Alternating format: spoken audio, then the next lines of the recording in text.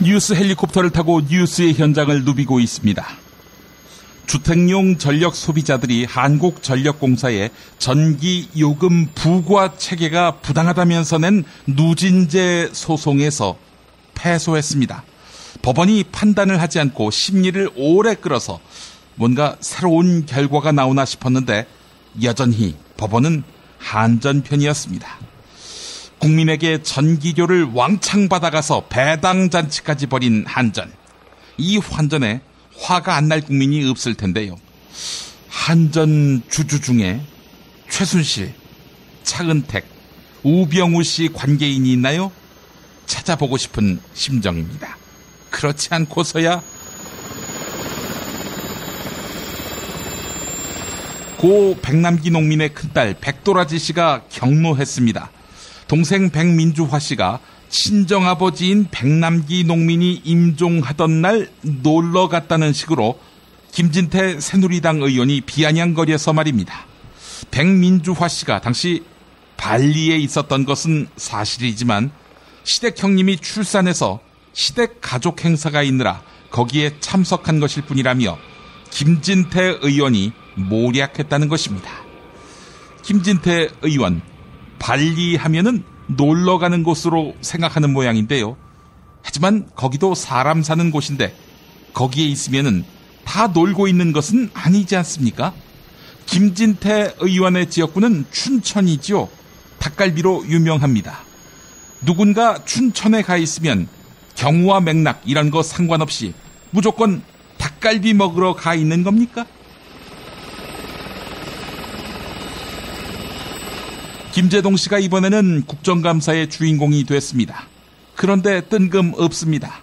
국방위원회 회의에서 거론된 것입니다. 김재동 씨가 과거 군 복무 시절 장군 부인에게 아주머니라고 했다가 영창에 갔다 이런 이야기를 방송에서 했는데요. 이걸 두고 국방부 차관을 지낸 백승주 새누리당 의원이 근거가 없으니 거짓말을 한 것이다 라며 집요하게 문제 삼은 것입니다. 한민구 국방부 장관도 여기에 동조했고요. 그런데 뜬금없습니다. 북한은 5차 핵실험까지 마친 데 이어 6차 핵실험 우려를 키우고 있는 상황이고 주한미군의 사드 배치 문제로 갈등이 심화돼 있지 않습니까? 결국 새누리당 의원들에게 국방은 정권 방어일 뿐이지 국가 방어가 아님이 드러났습니다. 새누리당 의원들에게 국방백서를 쓰라고 하면 대한민국의 주적을 김정은이 아니라 김재동으로 적는 것은 아닐까요? 광고 나가는 사이에 저는 앵커석으로 자리를 옮기겠습니다.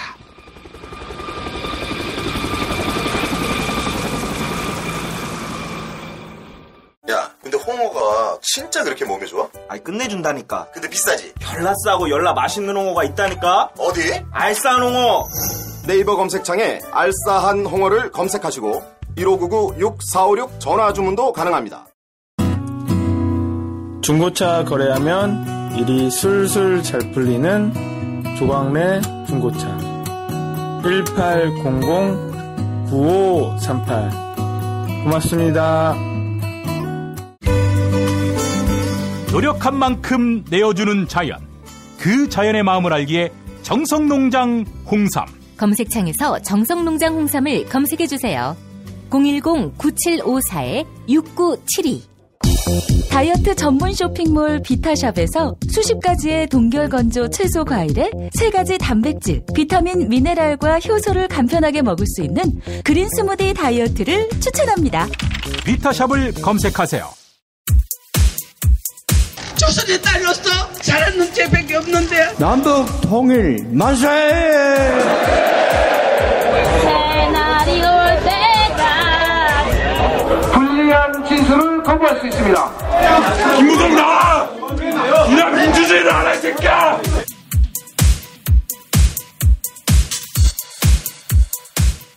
뉴스는 현장이다로 이어갑니다. 더불어민주당, 국민의당, 정의당이 상설특검 요구안을 국회에 제출했습니다. 고 백남기 농민 사태의 진상규명을 위한 것인데요. 새누리당은 예상대로 즉각 특검안의 통과를 막겠다며 반발하고 있습니다.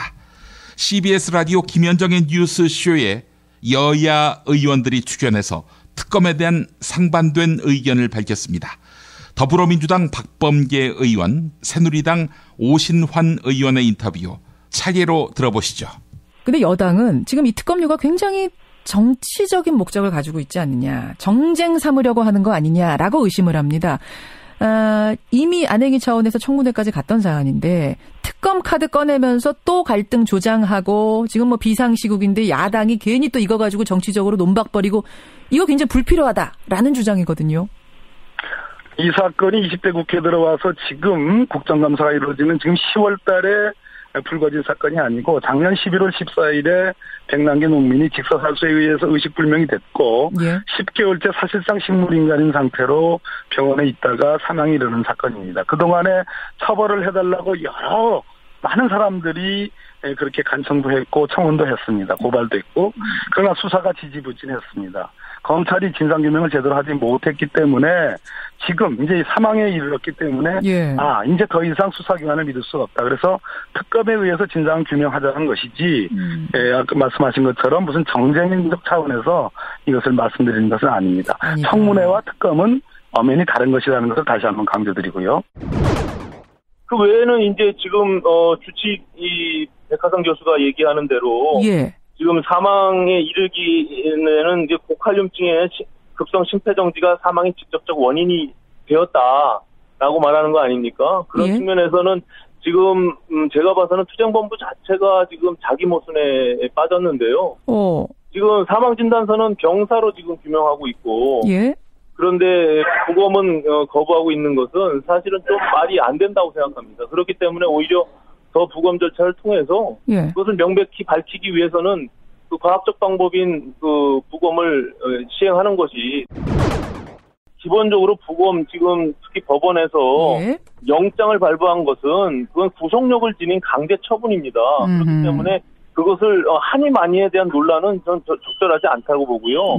부검 절차 후에 또 경찰이나 검찰에서 수사한 이후에 모든 것들을 판단하고 그 이외에도 부족하다 하면은 뭐 특검할 수 있다고 봅니다, 저는.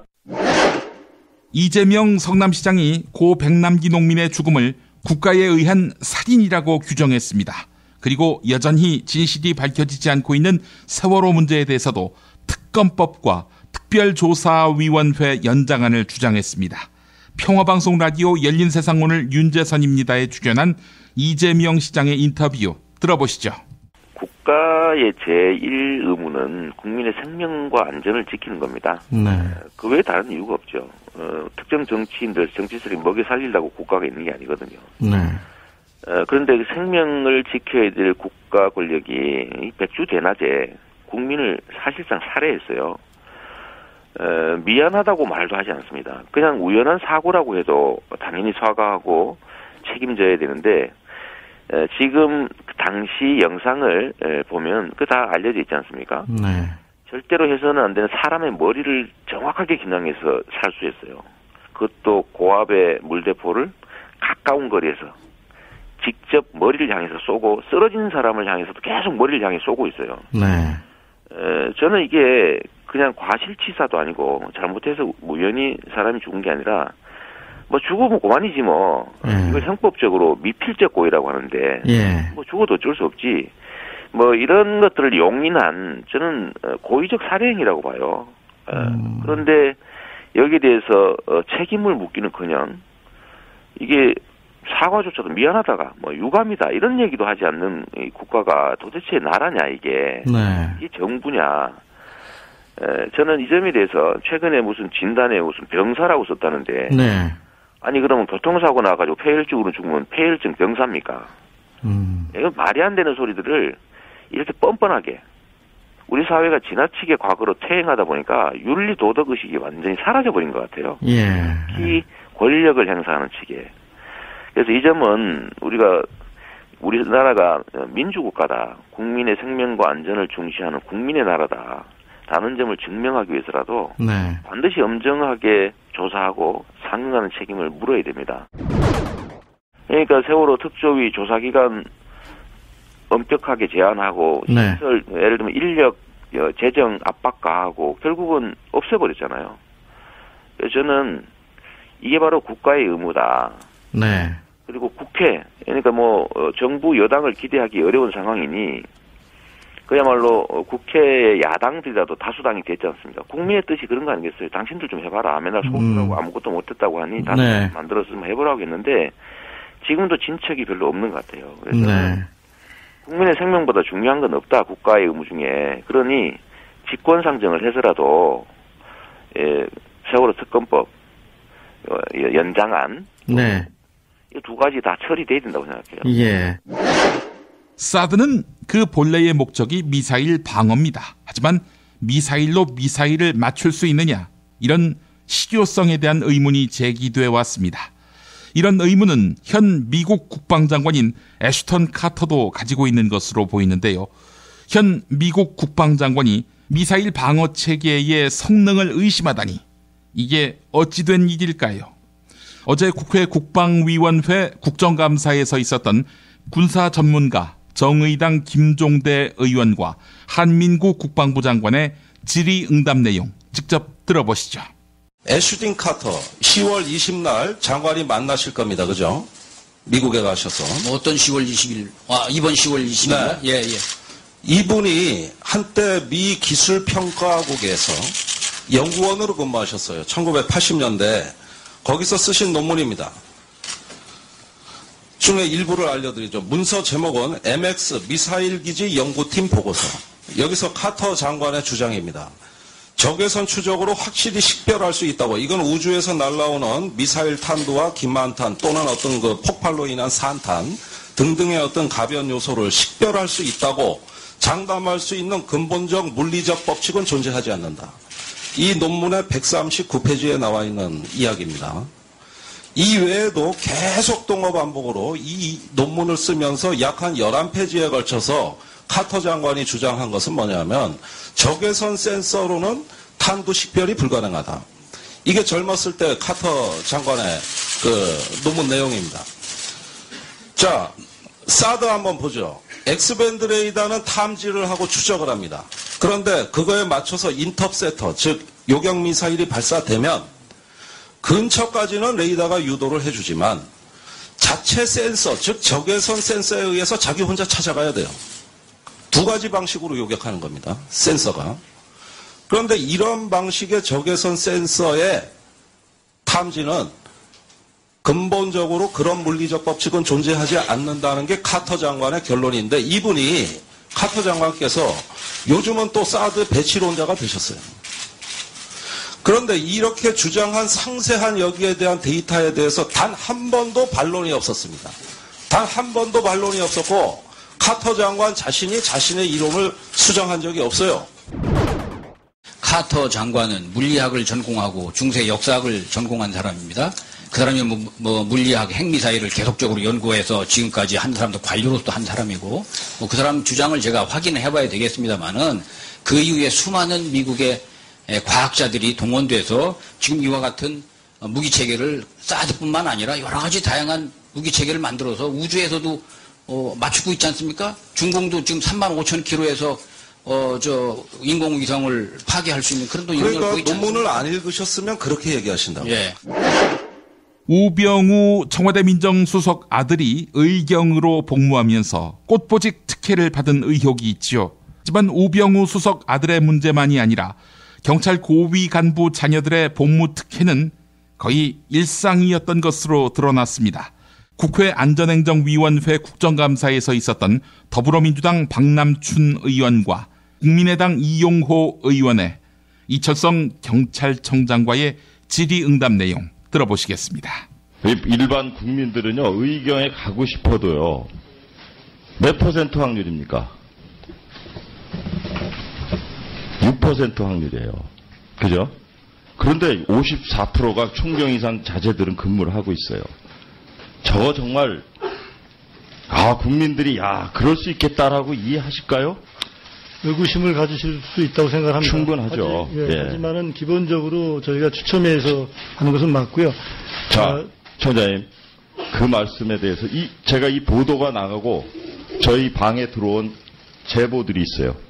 전직 인사병이 보직 배치나 선발 과정에서 8자리 숫자를 컴퓨터 프로그램으로 돌려 배치를 했는데 민원이 들어온 누구의 아들은 임의로 지정 입력을 해서 어떤 숫자를 넣어도 합격이 나오도록 한다. 외부에는 당연히 공정하고 투명하게 프로그램을 돌린 것처럼 홍보하도록 철저히 교육받는다.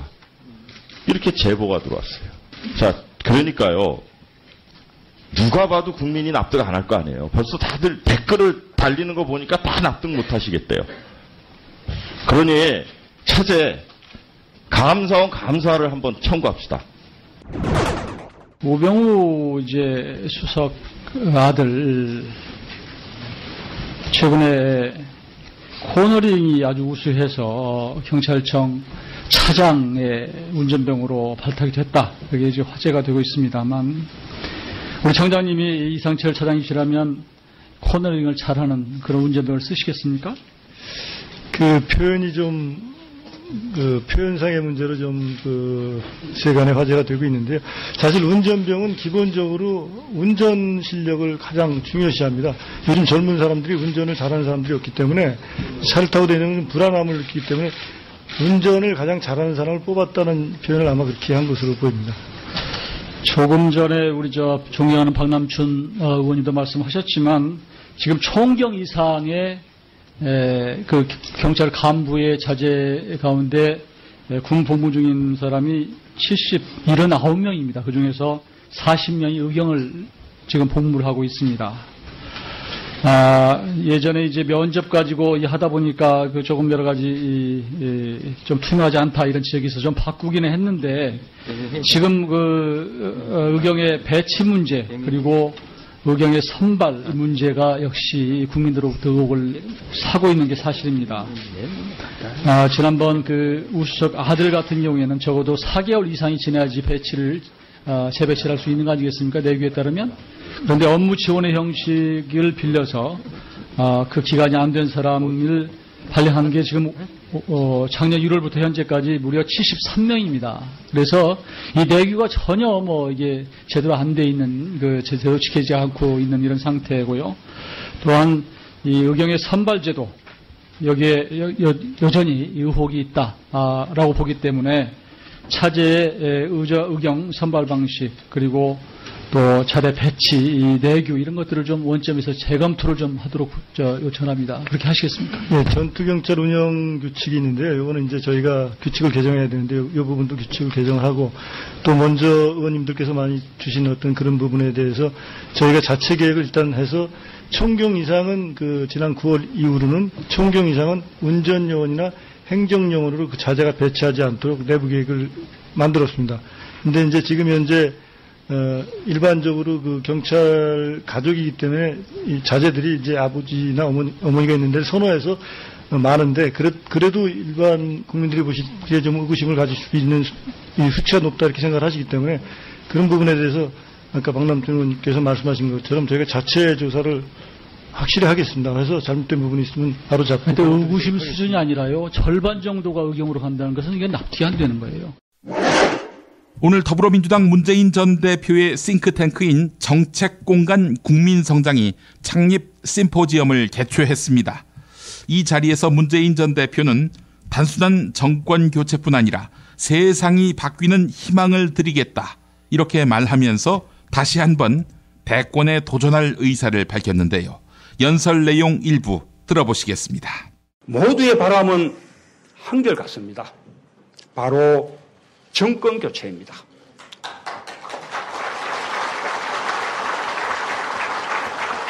이제는 달라져야 한다. 그런 간절함 때문입니다. 그렇습니다. 정권 교체는 우리가 희망의 미래를 열기 위해 반드시 이루어야 할 시대적 사명입니다. 그러나 정권 교체 자체가 목표일 수는 없습니다. 세상을 바꾸기 위해서 정권 교체가 필요한 것입니다. 지금의 심각한 위기를 극복하기 위해서는 정권 교체와 함께 반드시 경제 교체가 이루어져야 합니다. 1987년 식선제 민주화 체제 30년이 되는 해입니다. 그리고 다음 정부가 출범하는 2018년은 대한민국 정부 수립 70년이 되는 해입니다. 바야흐로 대한민국의 대전환이 필요합니다. 수십 년 적폐를 해소하고 낡은 체제를 넘어서서 새로운 시대로 가야 합니다. 대한민국 영광의 역사를 다시 열어갈 새로운 질서, 새로운 가치, 새로운 패러다임으로 나아가야 합니다. 우리 사회 모든 분야에서 구시대적 낡은 체제와 가치와 질서 전반에 대해 이념과 진영을 뛰어넘어 근본적인 대개조가 필요합니다. 특히 반칙과 특권과 부패에 대해서 과거 어느 때와도 비교되지 않는 대청소를 꼭 해야 한다고 생각합니다. 우리가 이명박, 박근혜 정부의 실패에 기대서 그 만사 이유로 정권을 잡겠다고 생각하면 대단히 안일하고 무책임한 발상이라고 생각합니다. 작금의 위기는 지난 수십 년을 이어온 경제 기조와 정책 그리고 패러다임을 완전히 뛰어넘어야 극복할 수 있을 정도로 심각한 것이기 때문입니다. 획기적인 대안과 비전을 끊임없이 모색하고 제시해야 합니다. 이 당에서 저 당으로 정권이 바뀌는 정도가 아니라 세상이 확 바뀔 수 있다는 희망을 국민들께 드려야 합니다. 돌이켜보면 대한민국의 역사는 영욕의 반복은 있었어도 결코 멈추지 않았습니다. 위대한 국민들을 믿고 노력할 때 우리는 이 위기를 기회로 전환할 수 있을 것입니다. 대한민국 기적의 역사, 영광의 시대는 이제부터 시작입니다. 함께 만들어 갑시다. 미궁 장사랑, 요건 내가 할 말이 있어요. 똥은 싸고 다니냐? 미치도록 싸고 싶다. 빅동의 추억, 미궁 장사랑! 구렁이 똥, 이뻤다. 장이 살아야 내 몸이 산다. 혈중 콜레스테롤 개선과 배변 활동에 도움을 주는 건강기능식품입니다. 빅동의 추억, 미궁 장사랑. 지금 검색창에 미궁 장사랑을 검색하세요. 이건 제가 써보니까 효과가 있는 것 같아요. 남녀노소, 좌파 우파 모두에게 미궁 장사랑이 빅동의 추억을 찾아드립니다. 지금 검색창에 미궁 장사랑을 검색하세요. 엄마, 나 가게 안 하고 싶은데. 너 가게 해봤니? 너 음식 만들어봤니? 인테리어는? 집기는? 일할 사람은? 운영은? 가게 자리는? 세금은? 너 돈이 있니? 나는 요술램프 몬스터 셰프다. 네가 원하는 모든 것을 들어주마. 맛집의 맛을 똑같이 만들어줄 수 있어요? 맛뿐만 아니라 돈과 청음의 모든 비법을 알려주겠노라. 야하! 이젠 걱정 고민 끝! 네이버 검색창에 몬스터 셰프라고 쳐주세요. 상담 문의 02-458-8838. 몬스터 셰프! 정권 교체를 함께 염원하는 직원들로 똘똘 뭉친 판촉물 회사 네피알로 삼행시 갑니다. 내가 아는 사업이나 행사를 PR하기 위한 알짜배기 판촉물 회사. 선물, 기념품, 답례품을 구하신다면 우리 편 회사 네피알을 찾아주세요. 3만 가지가 넘는 물품을 대기해 놓고 있습니다. 네피알로 인터넷 검색창에 입력하시거나 032-519-4800으로 연락주세요. 카카오톡 아이디는 네피알입니다. 팟캐스트 듣고 연락주시면 더 깎아드립니다. 존경하고 사랑하는 국민 여러분, 일산 라페스타에 있는 풍무 양고기, 즉석에서 숯불에 구워먹는 양갈비하고 양꼬치, 이거 맛보시면 다른 걸 찾지 않아요. 게다가 고기 연기를 몽땅 밑으로 뽑아본 게 옷에 냄새도 안 배고 환경이 겁나게 좋아 보여요. 이렇게 맛있고 시설 좋은 양고기집, 구경 못 해봤을걸. 장 어찌 생각하는가? 무능하고 부패한 양고기집은 아니지요. 씨발 뭔 소리야 그것이? 나가 만날 가는디 못하냐 씨방. 빨리 예약들 안 하고 말하자면 031-902-9292. 피 튀기며 박학다식을 뽐내는 퀴즈. 피박 퀴즈. 네, 오늘도 무화환 나오셨습니다. 안녕하십니까? 아니, 안녕하지 못하시지요? 저의 지역구 영도를 포함한 우리 부산 시민들 태풍 차바 때문에 얼마나 고생 많으십니까? 당장 부산으로 달려가고 싶지만 일본에 와 있습니다. 인사드립니다. 아니 일본에 왜 갔어? 조국이 그리웠나? 친일파 아들이라서? 시작하자마자 지랄이야 이 새끼. 야, 니는 국회의원을 4번이나 한 놈이 이것도 모르냐? 국정감사하러 일본에 온 거 아니겠어? 아니 게다가 일본 국회의원이었어? 왜 일본에서 국정감사를 해? C8호 태풍 차바가 동해로 나갔다고 하던데 그게 아니라 그 태풍이 네 뇌 속으로 들어갔구나. 일본에 있는 대한민국 공관에 대한민국 국회의원으로서 감사하러 온 거 안 보여? 국정감사 안 하겠다고 피켓 시위할 때 희색이 완연하더만. 좋다 말았구만. 이래서 간첩이랑은 대화가 안 돼요. 야, 신문마다 최경환이 간첩 아니냐 이렇게 나오던데? 야, 너 언제 니네 누나한테 밑보여서 친박 좌장에서 간첩으로 추락했니? 야, 벌써 유승민이 꼴 됐어? 추락? 간첩? 나는 국민의당 소속 최경환이 아니야. 새누리당 소속이라고. 자자, 이름 개그는 이제 그만 치시고 오늘 쌀 이야기 좀 해보겠습니다. 올해 4년째 풍년이 들면서 정부가 안 팔릴 것으로 보이는 쌀 30여만 톤을 모두 사주기로 했다고 합니다. 이를 두고 일각에서는 쌀 농사 그만 짓게 해야 한다 이런 의견이 비등하고요. 반대편에서는 식량 안보 시대에 쌀 생산량마저 줄이면 큰일이 닥쳤을 때 수습할 방도가 없다 이런 의견을 내놓고 있습니다. 국민이 살찐다고? 당뇨에 도움 안 된다고? 탄수화물 덩어리인 쌀을 외면하고 있는 현실이지. 그래서 수요를 줄이고 있는데 농민들이 자꾸 벼농사를 지으면 어쩌자는 거야? 남아도는 쌀 쌓아놓고 보관하는 것까지 다 합치면은 3조가 넘어요. 허나 쌀이 안 팔리면 정부가 보상해주는 이른바 직불금 이거 끊어버릴 거냐? 네 농민들이 단체로 들고 일어나면 감당 못할 기다. 제2, 제3의 백남기 무슨 수로 맞겠냐 이거지. 야, 게다가 박원순이가 물대포에서 수도를 끊어버린다고 하는데 무슨 수로 시위하러 온 농민들 막을래? 닥치라고! 이 상황을 즐기나? 야, 즐기는 새끼는 따로 있었지. 마치 게임하듯 농민을 정조준해서 직사 물대포를 쏴가지고 살해한 그 짭새 새끼 말이야. 허나 이제 니나 나나 살 날이 죽을 날보다 적다. 그니까 이제부터는 착하게 살아야 한다고. 닥치라고! 난 원래부터 착하게 살았어. 각하 말씀 잘 듣고 충성 잘하고. 여기서 뭘 더 착해야 해? 수입사를 줄이면 될 거 아이가. 외국사를 그대로 다 수입하고 우리 농민 보고는 쌀 농사 그만 지으세요 이러면 야, 우리 농업 다 망하게 될 거 아이가. 경쟁력이 떨어지면 도태돼야지. 농업이라고 용가리 통편가? 쌀이 자본주의 시장 구조에서 MVP야?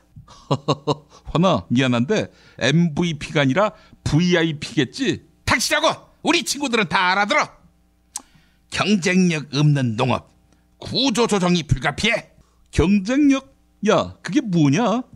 그러니까 비계덩어리라도 고기만 먹으면 살이 빠진다고 하니까 쌀 짓던 농토에다가 소, 돼지 풀어서 키우자는 거야? 경쟁력이 있으니까. 때론 작물도 해야지. 고부가가치 식물. 그게 뭐야?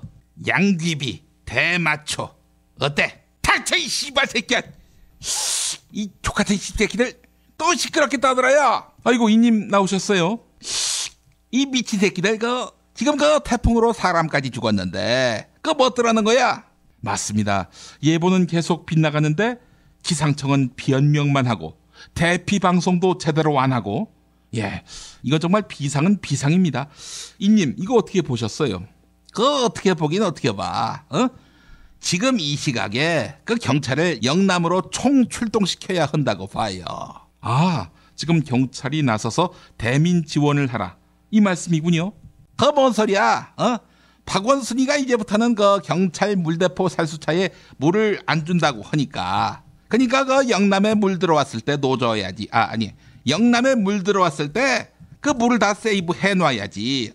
아깝잖아. 앞으로 물대포 쏠 때를 대비해서 이 물들을 받아놔야 하는 거 아니겠어? 아니, 혹시 박원순 시장이 같은 당 소속 아닌가요? 농담이지, 이 새끼야. 이게 농담이셨군요. 자, 이님은 남아도는 쌀 문제, 이거 어떻게 해결해야 한다고 보십니까? 농민들의 고통을 헤아리는 게 정부의 역할이지요. 이를테면은 농지는 유지하는 게 좋지. 하지만 쌀이 넘쳐날 경우에는 올해는 쌀 그만 지으시고 걷다가 콩, 보리, 밀, 옥수수 같은 다양한 농산물을 생산하세요. 이러는 거지.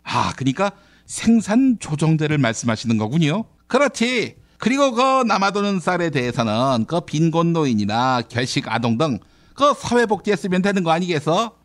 모처럼 생산적인 말씀을 하십니다. 이님이 웬일이십니까? 내가 모처럼 스마트했어? 문재인이가 싱크탱크를 연다고 해서 그래서 나도 폼 좀 잡았지. 지금 농민들이 화가 많이 났습니다. 쌀값이 폭락하는데 정부가 대책다운 대책을 세우지 않고 있다, 이렇게 말하면서 말이죠. 그거는 정부가 잘못했다고 봐요. 대책을 서둘러서 세워야 할 텐데 왜 추워도 안 세우냐 이거지. 또 지난 대선 공약을 보게 되면 쌀값을 올려주겠다. 네, 이것도 있었는데 지켜지지 않았죠. 자, 앞으로 약속을 지킬 가능성은 아무래도 더 낮아 보이고요. 그렇다면 농민들이 계속 투쟁해야 되겠네요.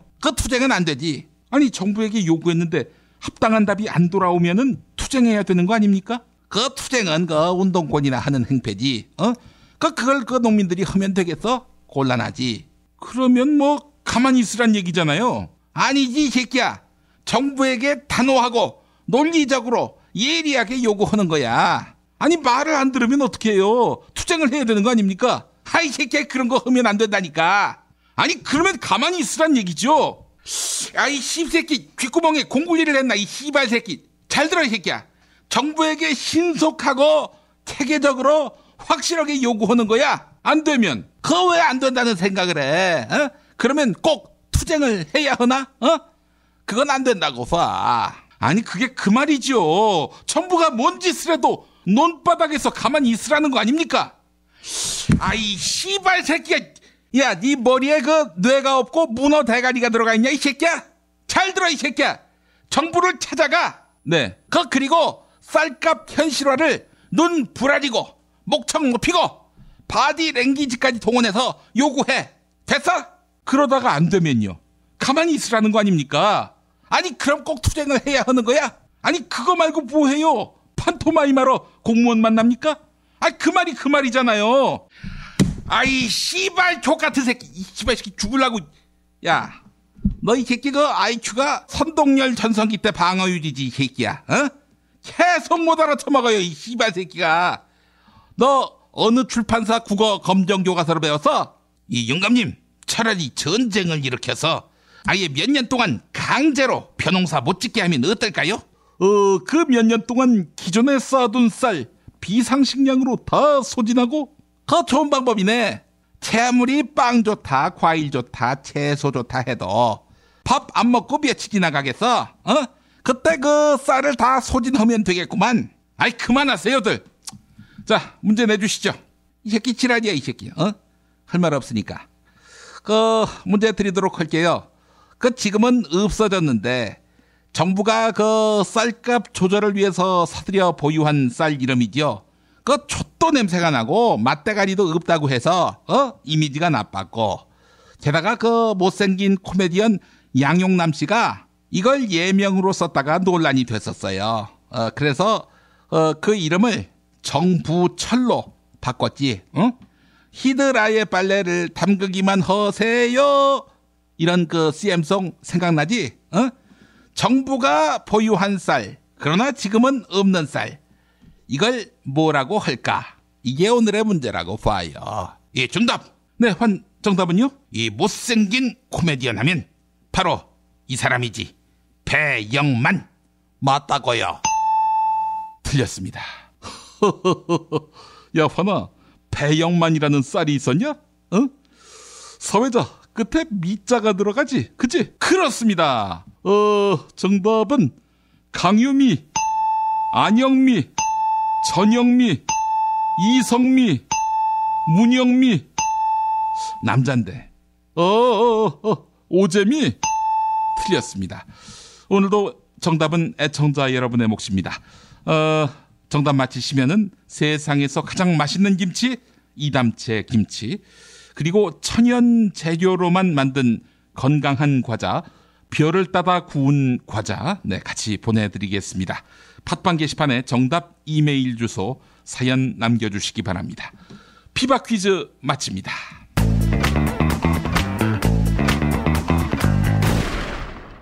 박근혜 왜 저러지? 문재인, 김무성, 안철수는 또 왜 저러지? 뉴스로는 알 수 없는 진짜 정치 현장 이야기. 한겨레 정치팀 기자들이 취재 수첩을 낱낱이 공개합니다. 본격 정치관찰 팟캐스트. 언니가 보고 있다. 팟빵에서 언니를 검색하세요.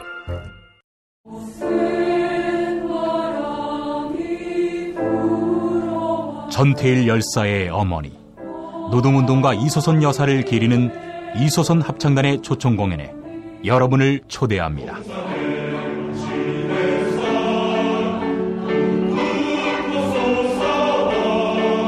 10월 11일 화요일 저녁 7시 서울 강북구 수유 1동에 있는 한신대학교 신학대학원 예배당에서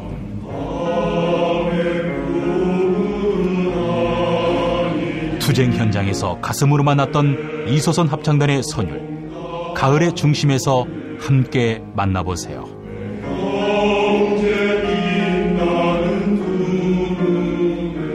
(10월 11일) 화요일 저녁 7시 한신대학교 신학대학원 예배당 무료 입장입니다.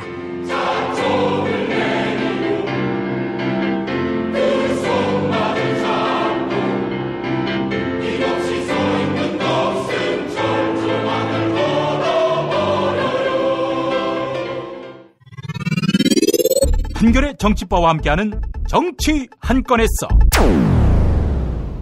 김태규 기자 만나겠습니다. 김태규 기자님. 예, 안녕하세요. 예, 원샷법 이야기부터 해주신다고요? 예, 그렇습니다. 그 원샷법이라는 게 뭐냐면은 기업 활력 제고를 위한 특별법의 다른 이름인데요. 예. 지난번에 박근혜 대통령이 이게 경제 활성화법이라면서 야당에 상당히 그 처리를 압박했던 법 중에 하나거든요. 그렇죠. 내용이 뭐냐면 그 소규모 그 기업 간 합병을 할 때 주주총회를 여는 것 대신에 이사회 승인으로 그 합병을 승인을 이제 가름할 수 있게 하고 그렇게 이제 하면은 이제 정부가 세제적이 또는 이제 금융 지원을 강화하는 내용 어떤 기업 간의 인수 합병을 원활하게 하는 법을 한 방에 할 수 있게 한다. 그래서 이제 원샷법인데 첫 사례가 나왔는데요. 이게 박근혜 대통령의 사촌 형부의 회사인 것으로 확인이 됐습니다. 그러니까 박근혜 대통령이 그렇게 그 통과를 요청했던 법의 1호 수혜자가 박근혜 대통령의 친인척이라는 얘기인 거죠. 예. 그래서 오늘 그 김관영 국민의당 원내수석이 이제 이런 사실을 이제 공개를 했고요. 동양물산 기업이라는 그 회사인데 지난달 28일 정부가 이건 이제 정부가 이제 승인을 하게 돼 있거든요. 정부가 동양물산 기업이 국제종합기계라는 회사를 인수하는 것을 승인을 했고 그것에 따라서 산업은행이 동양물산기업에 160억 원을 지원을 했다는 겁니다. 그리고 이 동양물산기업은 박 대통령의 사촌인 박설자 씨의 남편인 김용 씨가 대표이사로 있는 회사이고요. 예. 그래서 그 결과적으로 동양물산이 국제종합기계를 인수하는데 자체적으로 들어갈 돈이 하나도 없대요. 그러니까 한 푼도 들이지 않고 오히려 정부의 지원을 받아서 다른 회사를 이제 인수를 한 것이고, 그래서 김관영 수석은 그 인수 절차나 대금 조달 방식 등 이런 각종 혜택은 사실상 대통령의 친인척 기업이라서 가능했다는 의혹이 있다고 이제 제기를 했고요. 예. 당시 그 박근혜 대통령은 그 법안 통과에서 원샷법은 대량 해고를 사전에 막는 법이다. 대량 실업이 발생한 후에 백약이 무슨 효과가 있겠느냐면서 경제 활성화법의 하나로 야당을 이제 강하게 압박한 바가 있는데, 김관영 부대표는 이렇게 또 얘기를 했습니다. 당국은 이번 인수권에 특혜가 있었는지 조사하고 결과를 밝혀야 하며 청와대는 정권 말에 각종 보훈 인사를 포함한 자기 사람 챙기기를 그만두기를 촉구한다. 이렇게 얘기를 했습니다. 그 추운 날 박근혜 대통령이 길거리에 나가서 이 법 통과시켜달라면서 서명했던 게 바로 원샷법이죠. 예. 곱은 손을 뭐 호호 불어가면서 사람들이 뭐 서명을 하고 있다. 뭐 이런 식으로 지난 국회 마지막 회기에 이 법을 통과를 해달라고 몇 번을 거쳐서 얘기를 했고, 당시 이제 야당은 이제 마지못해 이 부분을 타협을 해준 바가 있죠. 예. 근데 이 법의 수혜 대상 1호가 박근혜 대통령의 친인척 기업이라고 하니 오얏나무 아래에서는 갓을 매지 말라는 그 옛말도 있고요. 예. 이런 걸 생각을 해보면 이게 아무리 뭐 우연의 일치라고 하더라도 친인척을 위해 사적 이익을 도모하는데 국가정책을 활용한 거 아니냐 이런 의심을 할 수밖에 없는 상황인 거죠. 이건 참 한심하네요 보니까. 이 사실 미르재단, K스포츠 재단도 뭐 거창한 명분으로 해서 기업들한테 삥 뜯은 거 아닙니까? 그렇죠. 예, 어떤 그 박근혜 대통령의 퇴임 이후의 소일거리를 위한 것이 아니었냐는 이제 의혹이 제기가 됐는데 개인의 어떤 선호, 일자리 뭐 이거를 위해서 국가기관이 동원이 되고 민간 기업에까지 이렇게 손을 뻗쳐서 뭔가 작업을 벌이고 예. 사명감이나 공적인 의식이 상당히 좀 부족한 그런 게 지금 드러나고 있지 않은가. 정권 임기 말로 갈수록 그런 것 같습니다. 예. 지금 하여간 박근혜 대통령이 밀어붙이려고 하는 것들 대부분이 사적 이익과 연관된 것은 아닌가 이렇게 의심하는 게 합리적이게 됐습니다. 예. 자, 다음 이야기 한번 해보겠습니다. 김종인 더불어민주당 전 대표. 어이고 광폭 행보네요. 오늘 중앙일보 보니까 돌 김용옥 선생하고 대화를 나눴고 MBC 라디오도 출연했더군요. 예, 그 돌 김용옥 선생한테는 이제 조금 비판을 좀 받은 것 같은데 그 MBC 라디오에서 출연해서는 문재인 싱크탱크를 좀 비판을 했어요. 예. 오늘 창립 준비 심포지엄을 이제 열었는데요. 뭐라고 비판을 했냐면 싱크탱크 이름 자체가 정책 공간 국민 성장 아니겠습니까? 예. 그래서 성장이라는 개념을 상당히 전면에 내세운 그 싱크탱크인데 그 싱크탱크가 말은 상당히 거창하게 성장과 경제민주화를 동시에 추구할 수 있다고 얘기하는데 실질적으로 경제민주화가 성장에 지장을 주는 게 아니다. 그러면서 경제민주화가 성장에 장애가 되는 것처럼 구분을 하는 것은 경제민주화를 제대로 이해를 못한 거다. 이렇게 이제 비판을 했습니다. 경제 성장과 경제 민주화가 배치되는 개념으로 놓고 그리고 그것을 병행 발전시킬 수 있다. 이제 이런 패러다임, 프레임을 그렇게 이제 짜놓고 있는 거 아니냐. 김종인 전 대표는 그렇게 얘기를 한 거고, 뭐 어떻게 설명을 했냐면 어쨌든 그 경제 민주화라는 것은 성장을 저해하는 게 아니라 시장의 문제점을 보완하자는 것이기 때문에 경제 민주화를 하면은 성장에도 도움이 된다는 거죠. 예. 그렇기 때문에 이 부분을 잘 이해를 해야 한다고 이제 조언을 했고요.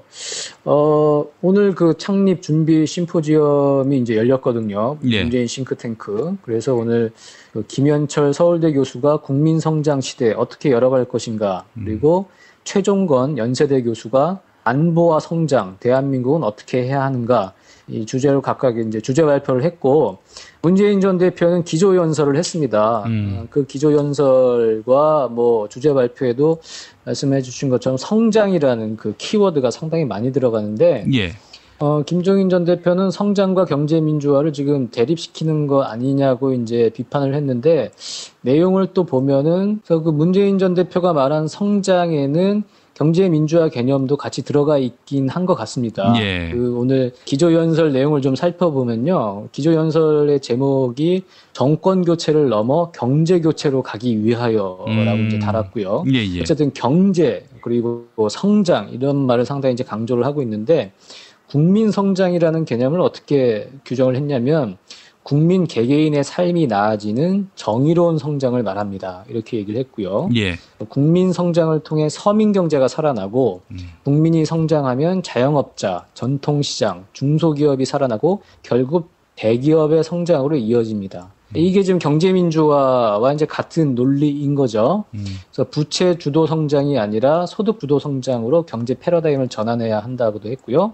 또 시장에 공정과 정의의 원칙을 세워야 한다고 했고, 이것도 다 경제민주화 얘기입니다. 네. 비정규직 문제 해결, 그리고 더 많은 일자리와 창업의 기회가 필요하고, 세계 최장의 노동시간을 줄여야 하고, 노사정 대타협을 통해 적정 임금을 보장하고, 획기적인 출산 지원 정책이 필요하고, 그리고 담대한 지역 분권으로 지역 중심 성장을 하겠고, 뭐 이런 내용들을 다 망라했기 때문에 김종인 전 대표는 경제 민주화를 경제 성장이란 개념과 배치되는 개념으로 놓고 있는 거 아니냐는 우려를 했는데, 말은 일단은 성장이라는 키워드를 내세우긴 했지만 문재인 전 대표가 얘기하는 성장에는 어쨌든 경제민주화의 개념까지 모두 다 이제 녹아 있다는 건 이제 확실한 것 같고, 예. 그럼에도 불구하고 성장을 내세우는 이유는 아마 그런 것 같아요. 어쨌든 이 보수 진영에서는 지금의 야당이 성장보다는 분배를 강조한다. 뭐 이런 식의, 더 나아가서 이제 뭐 색깔론까지도 이제 제기하는 경우가 있는데, 어쨌든 그런 부분을 좀 차단하기 위해서 조금 더 힘을 주어서 그 문재인 싱크탱크에서는 성장을 얘기하고 있는 게 아닌가, 좀 그런 생각이 들고, 예. 문재인 전 대표는 기조 연설에서 그런 얘기를 했습니다. 우리가 이명박, 박근혜 정부의 실패에 기대어 그 반사 이익으로 정권을 잡겠다고 생각한다면 대단히 안일하고 무책임한 발상이다. 획기적인 대안과 비전을 끊임없이 제시해야 한다. 이렇게 강조했습니다. 예. 문재인 전 대표 싱크탱크와 관련해서 김종인 전 대표가 비판적인 시각을 드러냈는데, 근데 이제 문재인 싱크탱크에서 표방하는 경제민주화 노선에 김종인 대표 것이 그렇게 반하는 건가요? 어떻습니까? 아까 제가 말씀드린 것처럼 정의로운 뭐 성장, 소득 주도의 성장, 국민 성장 이런 거에는 김종인 대표가 누누이 얘기했던 그 경제 민주화 개념이 다 이제 포괄이 돼 있고요. 물론 이제 그 성장이라는 말을 좀 내세우는 것 자체가 프레임 쪽으로 조금 안 좋게 갈 수 있다. 그게 경제 민주화 의미가 퇴색될 수 있다는, 아마 김종인 전 대표는 그런 우려를 갖고 있는 것 같은데, 꼭 그런 우려를 가질 필요는 없는 것 같고, 어쨌든 문재인 전 대표도 앞으로의 어떤 대선에서 어떤 그 중요 이슈는 경제라는 생각을 가지고 김종인 전 대표를 이제 모셔온 거고, 그리고 이 기조연설의 제목만 보더라도 정권 교체가 아니고 경제 교체라는 얘기를 한 걸로 봐서는 김종인 전 대표를 모시고 올 때의 그 문제의식은 여전하다고 이제 보이거든요. 예. 그렇게 보면 문재인 전 대표와 김종인 전 대표의 그 경제 민주화 관련한 생각, 이념, 뭐 이것은 거의 차이가 없다, 이렇게 보는 게 맞는 것 같습니다. 그 한마디로 자기 정치를 하려는 거죠, 김종인 전 대표가. 김종인 전 대표가 어쨌든 문재인 전 대표한테 좀 여전히 좀 서운한 감정이 남아 있어서 그런 것도 있는 것일 수도 있고, 어쨌든 좀 잘 되길 바라는 측면에서 조언일 수도 있고요. 뭐 기후, 뭐 우려 차원에서 조언일 수도 있고, 뭐 그럴 것 같습니다. 예. 그렇게 자기 정치를 하시니 박근혜 대통령으로부터 미움을 사지 않았겠나 하는 생각도 들고. 예. 자, 이 소식 하나 더 짚어보지요. 진선미 의원이 기소됐습니까? 예, 지금 그 10월 13일이 선거사범 공소시효 아니겠습니까? 6개월. 예. 그래서 본격적으로 이제 기소되는 의원이 나올 텐데, 진선미 의원이 지금 1호 기소 대상자로 이제 이름을 올렸습니다. 예. 내용은 뭐냐면은 작년 10월에 자신의 선거 강동갑 지역의 학부모 봉사단체 간부 7명에게 간담회에 참석한 대가 명목으로 116만 원 상당의 금품을 제공하고, 비슷한 시기에 그 학교 봉사단체 간부를 포함한 10여 명에게 52만 9천 원어치의 음식과 주류를 접대한 혐의를 받고 있는데요. 어이구, 이거 뭐 이런 일을 벌일 진선미 의원인가요? 그래서 검찰은 이제 선거법에서 금지하고 있는 기부행위다 이러면서 이제 기소를 했는데, 진선미 의원 실적은 이렇게 얘기를 하고 있습니다. 당시에 그 녹색 어머니회 안전지킴이들과 우리 동네 한 바퀴라는 이름으로 통학로 안전 점검 관련 토론회를 했고, 그 토론회 패널로 참석한 그 녹색 어머니들께 패널 사례금을 이제 지급을 한 거고, 그리고 토론회가 끝난 다음에 식사를 한 거다. 그렇기 때문에 토론회를 주최하고 패널들한테 사례비 지급하는 것은 의정활동비로 다 지원이 되는 거거든요. 예. 그리고 식사 자리 정도도 뭐 충분히 가능한 거고, 그렇기 때문에 이건 문제가 없는데, 만약 이런 걸 다 문제 삼기 시작하면 대한민국 전부 국회의원들 모두 토론회 같은 건 하지도 못한다. 지금 이렇게 그 반박을 하고 있거든요. 어쨌든 지금 검찰이 기소를 했기 때문에 법원에서 이제 무죄를 주장해야 되는 그런 상황이 됐습니다. 예. 이 어떻게 봐야 됩니까? 이게 뭐 너무나 입장이 확연히 갈려서 말이죠. 이거 뭐 검찰의 기소 내용을 보면 어마어마한 죄를 지은 것 같은데 진선미 의원의 해명을 들어보면은 아니 뭐 뻔히 있을 법한 일인데 이 사이에 간격이 너무 넓어 보여요. 패널 비용에 따른 그 사례금이긴 한데 대상이 어쨌든 잠재적인 지역구 주민이라는 점에서 어쨌든 이 부분은 법원이 어떻게 판단을 내릴지 조금 민감한 문제이고 좀 지켜봐야 할 것 같습니다. 예, 알겠습니다. 이 뭐 진선미 의원은 또 변호사기도 한데 위법성이 있다면은 그걸 인지하지 못했을 리 없을 텐데 말이죠. 예. 하여간 귀추를 좀 살펴봐야 될 것 같습니다. 네. 김태규 기자님 오늘 말씀 잘 들었습니다. 예, 감사합니다. 정말 맛있다. 이 말 한마디면 모든 게 설명됩니다. 30년 전통 자연의 이로움을 담은 김치. 이담채 김치. 1544-4586 1544-4586 술자리 많은 요즘 3차까지 달린 당신을 위한 필수품. 전창걸의 새싹 땅콩차. 이제 속쓰림은 잊으세요. 070-8635-1288 070-8635-1288 영화 자백을 만든 최승호입니다. 드디어 자백이 10월 13일 개봉합니다. 간첩을 조작하고 국민을 속여온 국정원. 이대로 둘 수 없습니다. 대한민국을 바꾸는 모험에 함께 나서주십시오. 여러분들이 희망입니다. 3D 실물 피규어 그리고 수공예품을 제작해드리는 전문 쇼핑몰 메이드 바이어스. 사진만 보내주세요. 나만의 피규어를 제작해드립니다. madebias.co.kr을 입력하세요. 뉴스가 쉽다. 뉴스가 즐겁다. 뉴스가 알차다. 왜냐고요? 김용민 브리핑이니까요.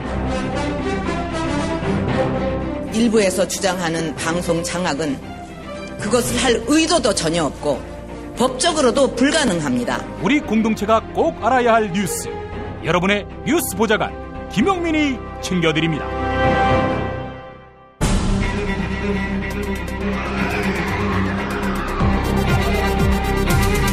본격 정치 논평. 영화평론가 최광희 선생 만나겠습니다. 최광희 평론가님. 네, 안녕하세요. 예. 자, 오늘 어떤 영화 말씀해 주시겠습니까? 네, 오늘은 꽤 의미심장한 영화입니다. 자백이라고 하는 다큐멘터리, 예. 우리나라 다큐멘터리인데요.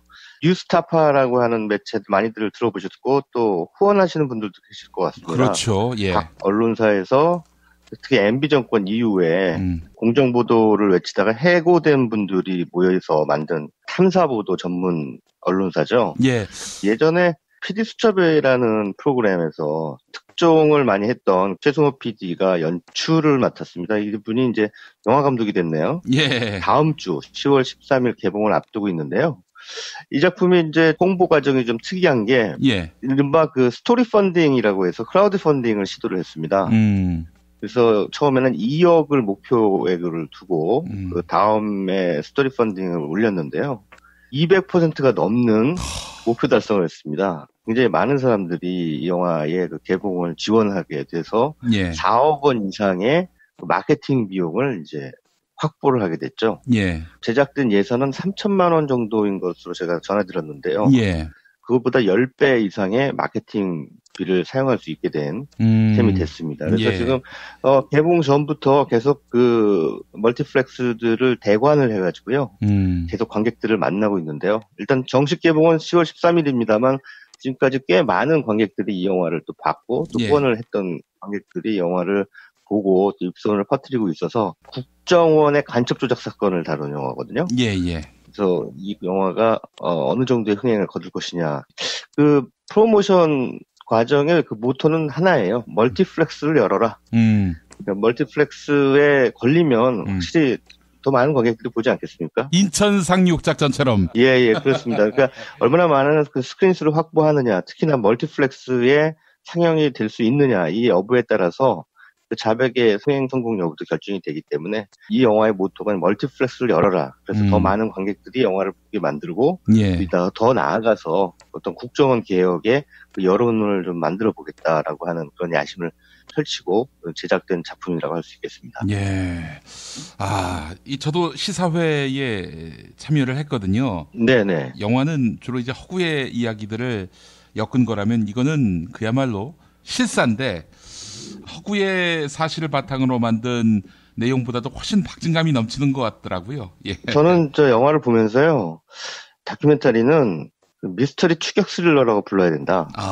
이제 이렇게 얘기를 했습니다. 예. 그냥 굉장히 오금이 저리고 공포스럽고 또 긴장감 넘치고 지금 말씀하신 것처럼 박진감까지 있는데 최승호 감독이 국정원 간첩 조작 사건이 조작됐다, 간첩을 조작했다라고 하는 그런 증거들을 이제 모아나가는 과정이 이제 굉장히 긴장감 넘치게 펼쳐지고 있는 그런 영화라서 보면서 계속 내내 그 몰입하게 되는 그런 미덕을 보여주고 있는 영화입니다. 예. 그 영화 내용을 뭐 간단하게 말씀을 드리면 서울시청 공무원 간첩 사건이 있었죠. 예. 그 사건으로 이제 시작을 하게 됩니다. 근데 거기서 이제 국정원에 의해 간첩 혐의로 조사를 받은 서울시청 공무원인 유우성 씨의 이야기가 나오는데요. 이분이 화교예요.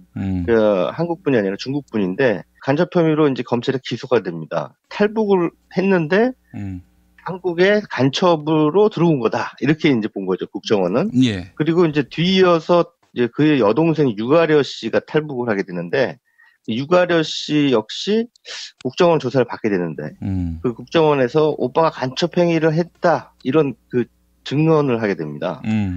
그러면은 맞네, 간첩이 맞네 하는데 또 나중에 알고 봤더니 오빠인 유우성 씨가 북한에 들어갔다 나온 건 사실이지만 그것은 그냥 그 어머니가 돌아가셔서 문상을 하고 돌아온 거일 뿐이지 뭐 북한의 보위부에 의해서 간첩 지령을 받고 내려온 것은 아니다라고 하는 그런 그 결정적인 증거들, 이런 것들 수집해 나가는데 문제는 뭐냐면은 이 사람이 간첩이다라고 하는 증거들이 있어요. 그 북한으로 들어갔다 나온 그 사실을 중국 공안부에서 인정하는 그런 공문이 있거든요.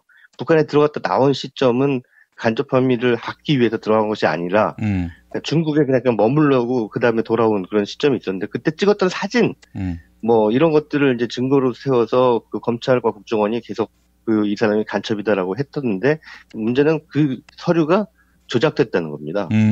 진짜가 아니라는 거예요. 그래서 실제로 그 영화 속에서 최승호 PD가 중국 공안부에 찾아가서 이 서류가 진짜냐, 우리는 그런 서류를 만들어준 적이 없다라고 이제 얘기를 하죠. 이런 식으로 하나씩 이제 국정원에 의해서 유우성 씨에게 간접 혐의를 덧씌우려는 그런 조작 증거들을 찾아냅니다. 이런 증거들을 찾아내서 결국은 유우성 씨가 이제 대법원 판결을 통해서 간접 혐의를 벗게 되는 과정. 이것이 이제 이 영화의 그 중심 플롯이 되겠는데요.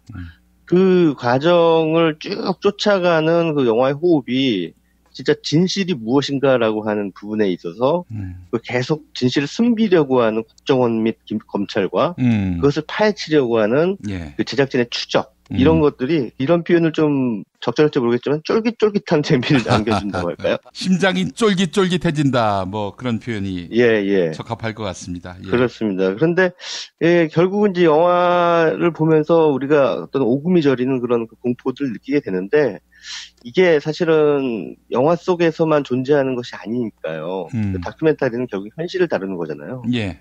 그래서 영화의 내용이 결국은 실제로 벌어진 사실이고 그리고 지금도 벌어질 수도 있는 사실이고 왜 국정원이 누군가를 자꾸 간첩으로 만들어내려고 할까?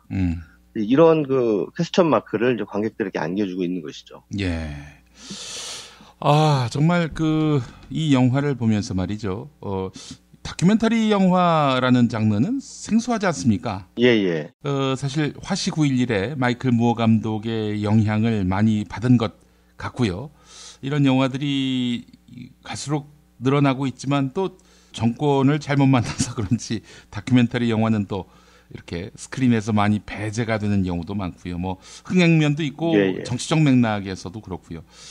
어떻습니까? 다큐멘터리 영화 장르가 한국에서 가능성이 있을까요? 자백이 흥행하면 아마도 탄력을 받을 것 같다는 생각 드는데. 예, 뭐 다큐멘터리 장르 영화라고 해서 흥행이 안 된 건 아닙니다. 적지 않는 영화들이 흥행이 됐죠. 예. 적지 않다고는 말씀드렸습니다만은 두 편이 있습니다. 한 편은 원앙소리라는 영화고요. 그렇죠. 예. 거의 뭐 200만 명 이상의 관객을 불러모았고요. 니마 그강을 건너지 마라는 작품도 500만 명 가까운 그런 관객을 불러 모았습니다. 그래서 다큐멘터리를 해서 지루할 것이다라는 그런 편견은 그야말로 편견일 뿐이죠. 다큐멘터리이기 때문에 더더욱 그 생동감을 안겨주고 생생한 날 것 그대로의 감동을 전달할 수 있기 때문에 오히려 완성도가 있다면 관객들은 환영하는 그런 분위기입니다. 방금 그 마이클 무어의 작품을 말씀하셨는데 이를테면 화씨 9.11 같은 작품은 미국 개봉 당시 다큐멘터리 사상 최초로 박스오피스 1위를 기록한 작품입니다. 근데 그때 당시가 부시 행정부 시절이에요. 그러니까 그때 당시 그 부시 대통령을 정면으로 비판하고 있는 영화인데 박스오피스 1위, 흥행 1위를 차지했단 말이에요. 이런 걸 보면은 그 다큐멘터리의 위력이 어느 정도인지를 알 수 있고, 일단 첫 번째로 다큐멘터리는 극영화 못지않은 재미를 안겨준다라는 거. 그리고 두 번째로 그 다큐멘터리가 세상을 변화시키는데 일조한다는 것을 우리가 알 수가 있겠습니다. 왜냐하면 마이클 무어 감독의 시코라는 작품이 미국의 그 민영 의료보험의 문제를 파헤친 작품이거든요. 이 작품이 개봉한 이듬해 버락 오바마 대통령이 이제 흑인으로서는 처음으로 당선이 됐고 이른바 오바마 케어를 실현시켰죠.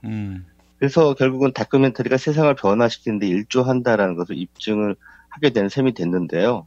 특히나 그 다큐멘터리 방법론 가운데 마이클 무어가 쓰는 방식을 수행적 양식이라고 불러요. 수행은 이제 뭔가 어떤 미션을 수행한다라는 뜻입니다. 영어로는 퍼포머티브 다큐멘터리라고 부르는데요. 이 영화도 어느 정도 앞서 말씀하신 것처럼 그 마이클 무어적인 수행적 방식의 취재 방식을 보여주고 있는데요. 이를테면 영화 속에서 최승호 감독이 그 원세훈 전 국정원장에 따라 붙죠. 그때 이제 원세훈 국정원장이 우산으로 자신을 가리지 않습니까? 그때 카메라 감독이 우산을 번쩍 들어 올릴 때 원세훈 감독이 웃고 있습니다. 굉장히 등골이 오싹해지는 장면이죠. 그리고 이제 김기춘 대통령 비서실장, 국정원의 전신인 중앙정보부에서 박정희 대통령 시절에 간첩 조작 사건 진두지휘했던 인물 아닙니까? 근데 그가 일본으로 떠나는 그 공항에서 이제 또 따라붙죠. 따라붙어서 사과할 생각 없냐? 왜 그때 그랬냐라고 하면서 계속 묻습니다. 물으니까 나랑 상관없는 일이다. 기억나지 않는다. 모르는 일이다. 이렇게 발뺌을 합니다. 그러니까 이런 과정을 통해서 결국은 간첩 조작을 했던 권력자들의 민낯을 그대로 드러내 보이는 방식. 그래서 그들이 얼마나 부도덕하고 부조리한지를 관객들이 훨씬 더 명료하게 파악할 수 있도록 하는 그런 방식을 이 작품도 택하고 있습니다. 그 자백이 어떻습니까? 이번에 스크린이 좀 많이 걸립니까? 아직까지는 모르겠습니다. 일단은 영화를 지지하는 분들이 예매율을 좀 올려주시면 그 예매율이 올라가면 스크린 수 배정에 좀 유리한 고지를 차지하게 되거든요. 그래서 저는 예매율이 올라가서 한 1위까지는 바라지는 않고요. 한 2위 정도만 되더라도 의미 있는 스크린 수를 확보하게 되고 그러면 많은 관객이 또 보게 될 것이고 그 관객이 많이 보게 되면서 또 스크린 수가 더 늘어나는 그런 선순환 구조로 가는 게 가장 바람직하지 않겠나 하는 생각입니다. 예, 알겠습니다. 자, 예매를 잊지 마시기 바라겠습니다. 최강희 평론가님 오늘 말씀 잘 들었습니다. 네, 고맙습니다. 생활인을 위한 꿀팁. 집 두 채에 월 10,000원 화재보험 카페. 화재 배상, 심지어 도난 피해까지. 여기에 더해 가전제품 고장 수리비까지. 우와, 우리 집 말고 부모님 집까지 두 집에 월 10,000원이라고요? 식당, 노래방, 임용실 같은 상가와 숙박업소, 사무실, 공장, 창고, 목조주택까지 모든 업종의 화재보험과 배상 책임보험도 상담해드립니다. 02849-9730 연중 무휴라 언제든 02849-9730. 건강식품의 지존 전복을 택한다면 100% 완도에서 잡은 와우 전복. 네이버에서 와우 전복을 찾으세요. 010-2443-0818. 한우 사고를 집어넣고 24시간 팔팔 끓인 곰탕, 연지연 곰탕. 어린이부터 노인까지 누구나 좋아하는 건강식 연지연 곰탕. 택배로 신청하시려면 010-7252-1114. 오늘을 읽는 책, 문학평론가인 국민대학교 국문학과 정선태 교수와 함께합니다. 정선태 교수님 만나겠습니다. 교수님. 네, 안녕하세요. 예, 교수님과 연결하기 전에 오늘 어떤 책 소개해 주시겠냐라고 제가 여쭙는데 오늘은 사상 최악의 불효자를 소개하신다고요. 제 개그입니다, 이게. 네, 이 김 PD의 유머 코드를 내가 확실히 읽었어요. 예. 너무 유치해요. 예. 이미 눈치채신 분들 계실 겁니다. 바로 에밀 졸라, 에밀 목졸라. 예. 예. 죄송합니다. 예, 오늘은 에밀 졸라가 쓴 신문 기사죠. 나는 고발한다. 라는 글을 중심으로 요즘에 우리 상황과 관련지어서 얘기해볼까 합니다. 예. 드레피스 사건. 네, 그렇습니다. 에밀 졸라의 나는 고발한다를 이해하기 위해서는 드레피스 사건을 간략하게 남아 이제 알고 가야 될 것 같은데요. 예. 짧게 설명드리겠습니다. 예. 1870년, 71년 프랑스 프로이센 전쟁. 프로이센이면 독일 통일되기 전에 이름으로 일단 이해하시면 될 것 같습니다. 예. 여기에서 프로이센에 프랑스가 톡톡히 당하죠. 그러면서 이 독일에 대한 반감이 아주 대단했습니다. 되게 그 이웃나라끼리 잘 사는 데는 드문가 봐요. 예. 프랑스와 독일도 상당히 그 적대감, 이게 앙금들이 많았던 것 같은데 그 결정적인 계기가 이 프랑스 프로이센 전쟁, 이른바 보불 전쟁으로 알려져 있죠. 예. 그 이후에 이제 프랑스인들이 독일에 대한 적대감이 아주 그 강렬할 때고 동시에 이른바 이 당시가 또 내셔널리즘, 민족주의가 기승을 부릴 때고요. 그리고 이 반유대주의, 유대인들에 대한 반감도 걷잡을 수 없을 때고. 근데 이때 마침 독일과 프랑스 사이에 스파이전이 전개됐던 모양이에요. 예. 그 와중에 1894년에 알프레드 드레피스라는 프랑스의 어떤 군인이 독일의 스파이 노릇을 했다는 이유로 기소가 됩니다. 그래서 이 재판을 받고 이제 실형을 당하고 이러는데 한 2년 후에 그 피카르라는 중령이 드레피스 사건의 모든 것들이 조작됐다는 문서를 발견합니다. 예. 드레피스가 기소되고 실형을 당하게 되는 과정이 모두가 조작됐다는 걸 발견해요. 그 핵심이 뭐냐면 에스테라지라는 사람이 그 문서를 조작해서 이 드레피스를 유대인 사냥의 사냥감으로 삼아서 민족주의나 어떤 보수주의자 집결을 결집하는데 기여를 했다는 걸 밝혀내죠. 예. 그런데 상식적으로 보기에는 피카르 중령이 법정에서 이겨야 될 것 같은데 또 패배합니다. 에스테라지를 무죄로 풀어줍니다. 그러는 와중에 이제 소설가 에밀 졸라가 나는 고발한다는 글을 르 로르지라는 신문에 싣습니다. 1898년이죠. 이게 계기가 돼서 이 사건이 이제 전면적으로 파급되면서 이 드레피스파, 반드레피스파, 그리고 이제 보수 세력과 진보 세력들의 대싸움이 벌어집니다. 그러다가 1906년, 14년 후에야 이 사건이 일단 완결되는데요. 예. 간단히 말씀드리면 민족주의가 기승을 부리는 와중에서 간첩을 조작해서 그 간첩에게 죄를 뒤집어 씌우고 그 죄를 뒤집어 씌운 사람들은 다 무죄 선고를 받고 예. 그리고 그걸 비호하는 이 군부의 핵심 세력들은 다 뒤로 물러나고 그런 와중에 이 하나의 마녀 사냥의 대상이 된 드레피스만 고통받던 상황에서 에밀 졸라라는 지식인이 나는 고발한다는 이름으로 진실을 하나하나 까발기면서 이 사태의 국면을 틀어놨다는 게 큰 하나의 흐름으로 볼 수 있을 것 같습니다. 예. 그리고 이 드레피스 사건과 관련된 에밀 졸라의 나는 고발한다는 사실 프랑스 지성사의 빛나는 별처럼 받아들여지죠. 예. 그리고 프랑스의 지성이 살아있다는 하나의 좌표처럼 인식되고요. 또 프랑스인들이 가장 자랑스러워하는 자산이기도 합니다. 예. 얼핏 들으니까 조만간 개봉된다는 최승호 감독의 자백이라는 영화가 생각날지도 모르겠네요. 예. 오늘 제가 소개해드리는 책세상 버전의 에밀 졸라의 나는 고발한다에는 이런 드레피스 사건 관련된 여러 편의 에밀 졸라의 글이 실려 있습니다. 예. 그 중에 이제 그 당시 대통령이었던 사람에게 보내는 편지의 일부를 제가 인용하면서 보내드릴 텐데요. 예. 이 대통령 펠릭스 포로에게 보내는 편지가 상당히 수준이 높습니다. 그 당시 프랑스 공화국 대통령은 이 편지를 읽을 만한 감각이나 지성이 있었던 게 아닌가 싶어서 에밀 졸라가 대단히 부럽습니다. 예. 우리 시대에는 이런 글을 읽어줄 사람이 있을지 모르겠는데 보니까 우리 김 PD님이 제 유머 코드는 전혀 받아들이지 못하는 거예요. 우리 청취자 여러분들은 다 알아들으셨을 텐데. 먼저 말씀드리자면은 우리 에밀 졸라는 유명한 작가입니다. 뭐 잘 아시겠지만 예.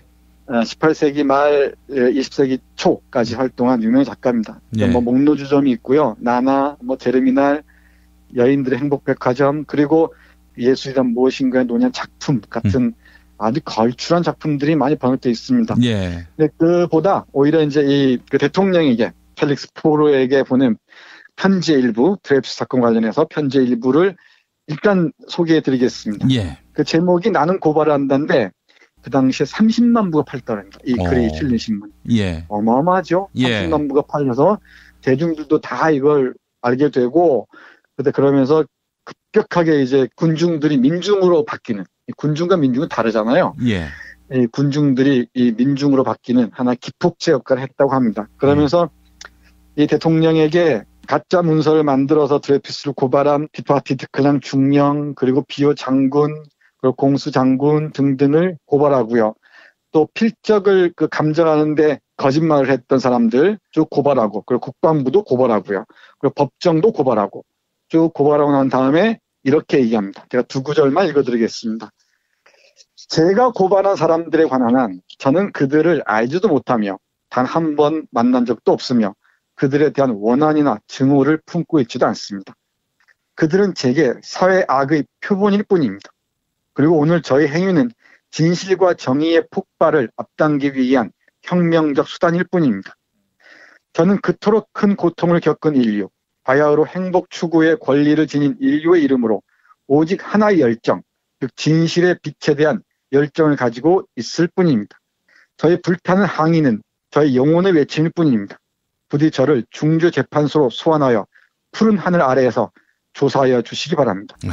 기다리겠습니다. 이렇게 얘기를 합니다. 그러면서 바로 이 고발하기 전에 앞부분에 이렇게 얘기하는데 아주 유명한 부분인데 오늘에서야 사건이 진정으로 시작되고 있는데 왜냐하면 오늘에서야 각자의 입장이 확실해졌기 때문입니다.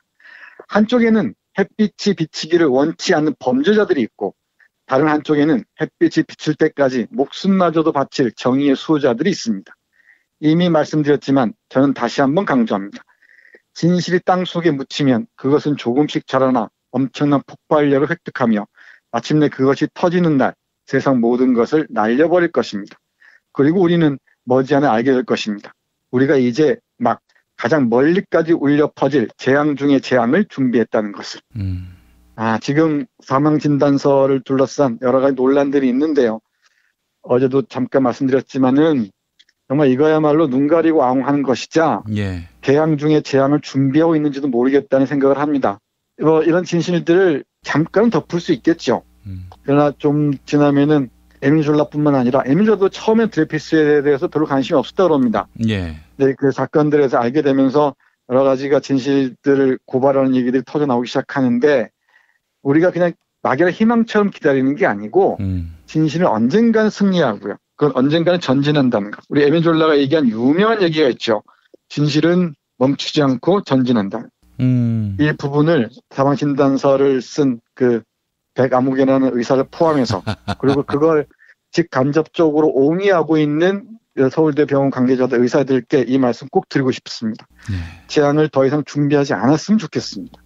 그리고 이 에밀 졸라의 나는 고발한다는 이 신문 기사가 나온 이후에 아너트 프랑스라는 소설가 그리고 마르셀 프루스트 있죠. 그리고 클로드 모네라는 그 화가 있잖아요. 예. 그리고 앙리 포엔카레라는 수학자 그리고 장 조레스 등등 프랑스의 지식인들이 대대적으로 여기 호응하면서 진실과 거짓의 싸움들이 펼쳐집니다. 예. 결국은 이게 프랑스의 지성이 살아있음을 전 세계에 밝히는 상징적인 사건이 됐고, 향후 잠정적으로 에밀 졸라가 대단히 고통을 겪고 의문사회를 당했다는 의혹도 있고 그런다마는 프랑스인들이 자랑스럽게 여기는 지성인들의 자산이라는 게 여기 에밀 졸라의 나는 고발한다에 시작됐다는 게 요즘 여러 가지 사건들을 보면서 새삼 아주 강하게 떠오릅니다. 예. 하나 더. 요 부분은 우리 김 PD가 읽어야 좀 격정적으로 잘 읽을 것 같은데 될지 모르겠습니다만은 드랩 사건과 관련해서 진실이 은폐되고 거짓들 그리고 군부와 이 예수의 그 기독교 세력들이 전면적으로 그 유대인 드레피스를 몰아치면서 민족주의의 입장에서 모든 전쟁 분위기로 몰아갈 때 우리 에밀 졸라가 나는 고발한다는 글 말고 여러 편의 글을 쓰는데요. 그 중에 하나가 청년들에게 보내는 편지가 있습니다. 그러면서 이 청년들에게 보낸 편지가 대단히 격정적인데 그 부분의 한 구절만 읽어드리겠습니다. 물론 이게 청년들에게만 관련된 얘기는 아니겠습니다만은 읽어보겠습니다. 청년들이여 언제나 정의와 함께 있으라. 그대들의 내면에서 정의의 관념이 희미해지는 날 그대들은 파멸하리라. 지금 나는 사회적 관계의 보장에 지나지 않는 법전의 정의를 말하고 있는 것이 아니다. 물론 그것도 존중해야 하리라. 그러나 좀 더 숭고한 관념, 모름지기 인간의 판결이 잘못될 수도 있음을 원칙적으로 인정하는 정의, 심판자들을 모욕하지 않으면서 기결수의 무죄의 가능성을 인정하는 정의가 있다. 그렇다면 그것 또한 법을 향한 그대들의 불타는 열정을 자극하는 모험이 아닌가.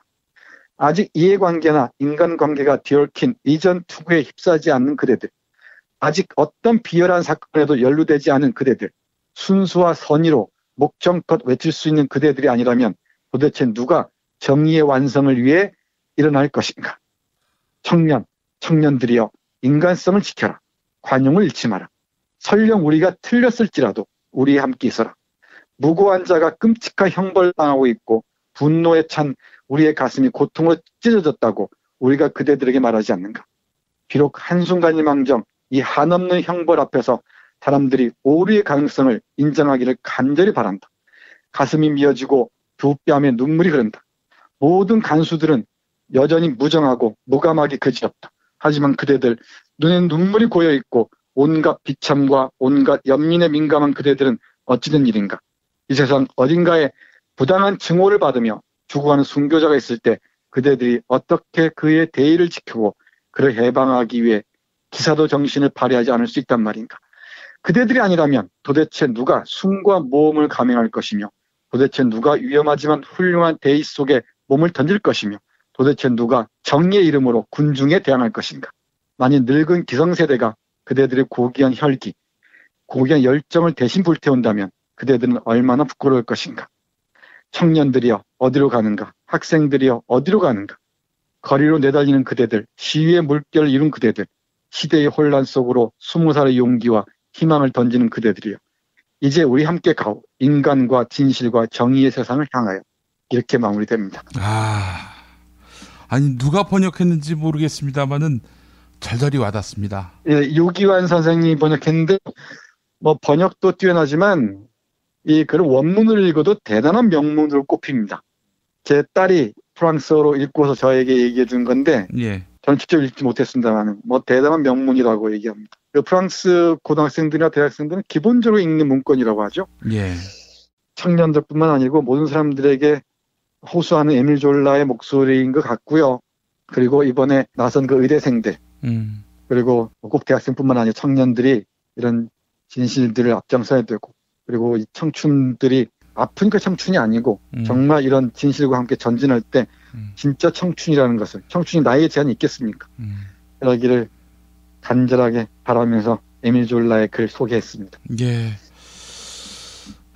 죽기 전에 꼭 한번 읽어야 할 그런 책입니다. 이걸 모르고 죽는다는 건 얼마나 억울할까 하는 생각도 들고요. 네, 그렇습니다. 예, 알겠습니다, 교수님. 오늘 에밀 졸라의 나는 고발한다. 이 명작을 또 함께 나눠주셨습니다. 말씀 잘 들었습니다. 네, 고맙습니다.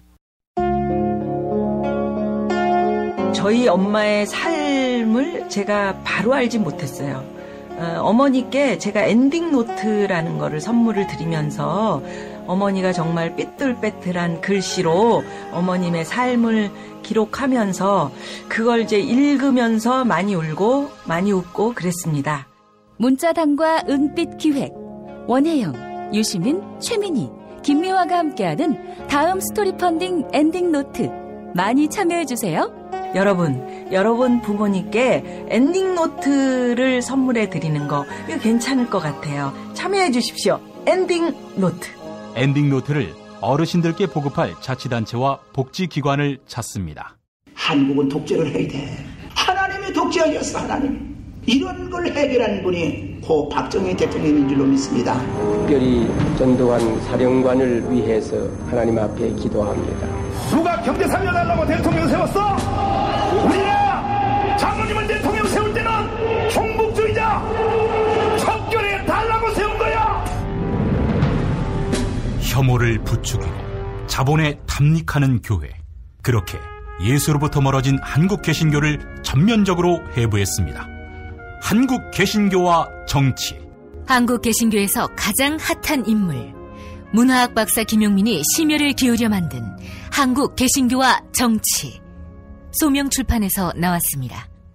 네, 매일 일부 코너지요. 뉴스 듣기 평가 당첨자. 시사인 북스에서 협찬하는 악마 기자 정의 사제 보내드리고 있습니다. 젊은 시절부터 독재 권력과 목숨을 걸고 싸워온 함세웅 신부, 그리고 정통 시사주간지 시사인의 주진우 기자가 속 시원한 현대사 콘서트를 지난 겨울에 열었습니다. 그리고 그 내용을 책으로 엮었는데요. 악마 기자 정의 사제. 악마 기자 주진우가 묻고 함세웅 정의 사제가 답하는 방식입니다. 속 시원한 현대사 콘서트에서 나눈 즐거움과 희망, 좀 더 많은 분들과 나누려고 펴낸 책입니다. 악마 기자 정의 사제. 여러분의 많은 관심 바라겠습니다. 그리고 매주 금요일 정답자 가운데 한 분께 거제도 펜션 이용권을 드립니다. 경남 거제시 장목면 율천 두모로 154-43 두모실 펜션. 두모실 펜션입니다. 거가대교와 남해바다가 한눈에 보이는 절경입니다. 검색창에 두모실 펜션을 찾아주시면 되겠습니다. 어제 뉴스 듣기 능력 평가 정답자 만나보지요. 이화동 조모씨님. 이승만 전 대통령의 대학로 부근 사저 이름을 묻는 질문이었죠. 이화장이 정답이었고요. 이화장을 지나갈 때마다 기분이 별로였습니다. 유튜브에서 100년 전쟁 이승만 편을 보고는 소름이 돋기도 했습니다. 30년 넘게 정치에는 관심도 없이 살았는데 김용민 브리핑을 들으면서 제가 깨어있는 시민이 돼가는 것 같습니다. 네, 의견 감사합니다. 이 한 분밖에 없더군요. 또 어제 피박 퀴즈는 없었고요. 이화동 조모씨님 정답 맞히셨습니다. 자, 이제 이종황의 허리 디스크쇼로 이어갑니다.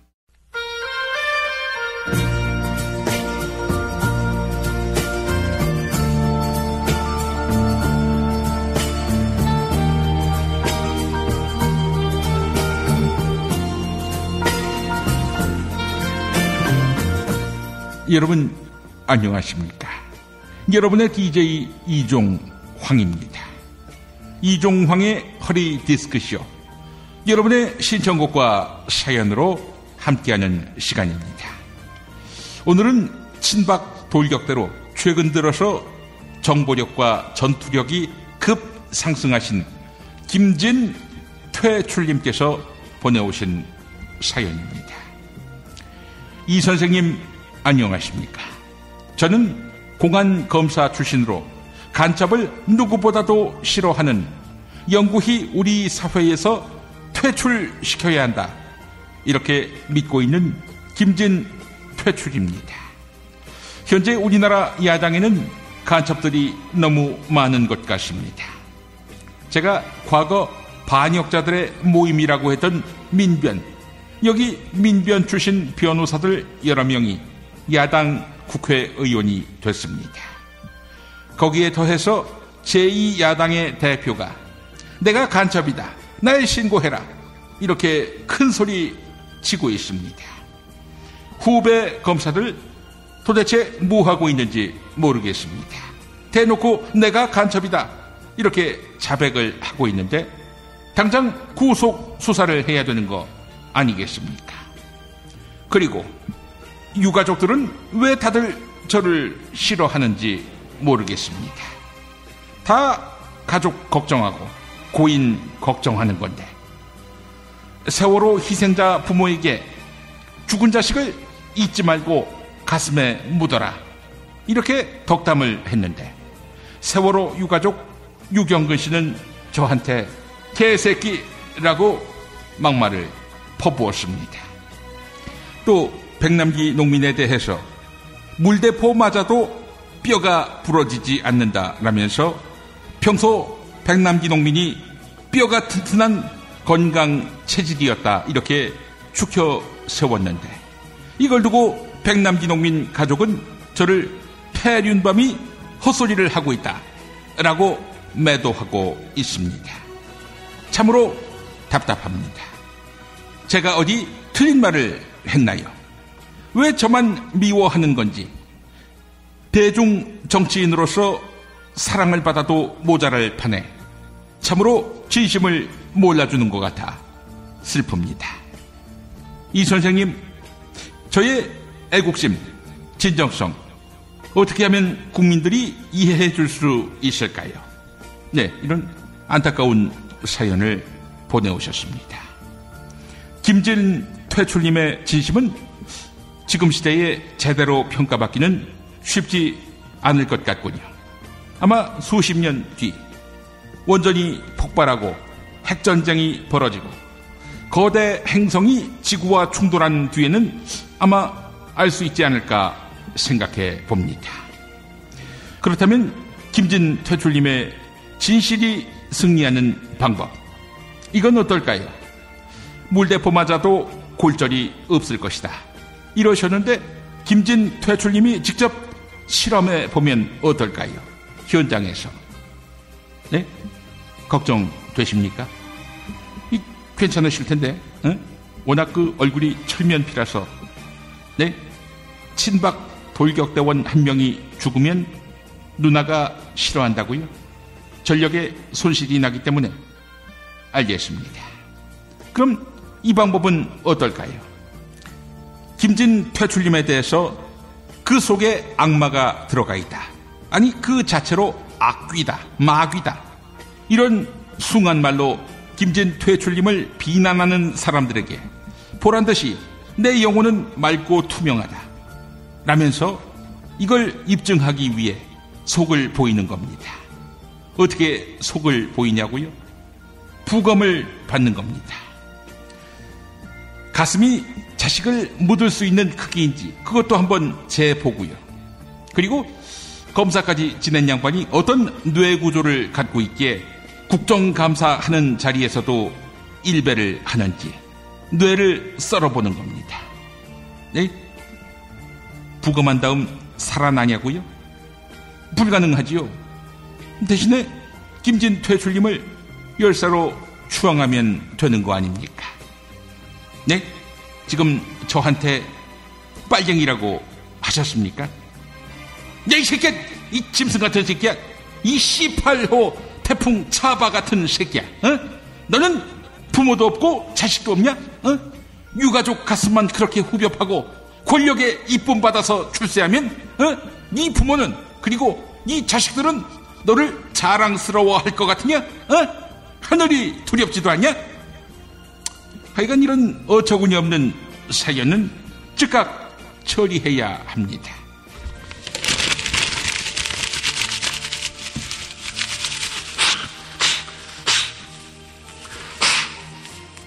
여러분의 신청곡과 사연으로 함께하는 이종황의 허리디스크쇼, 민요 한 곡 띄워드리면서 오늘 순서 마무리하겠습니다.